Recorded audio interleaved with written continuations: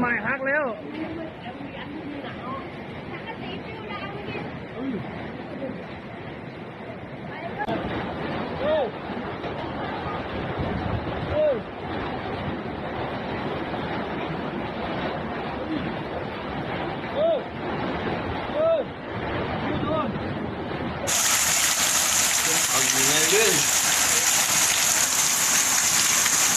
ไม่โต๊ะก็อีกเนาะ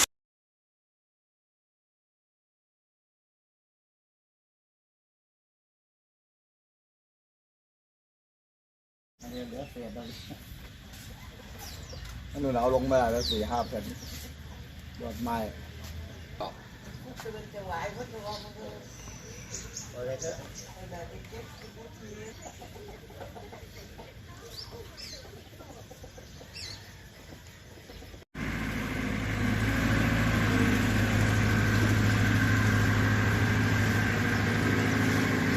ลอยต้องแผงเลย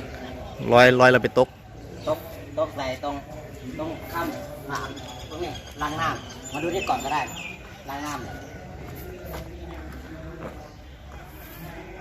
ที่ถ่ายลงเฟซเมื่อวานพระอาจารย์บุญเสริฐผู้ประหลัดแต่ร้านนี่ไปนู่น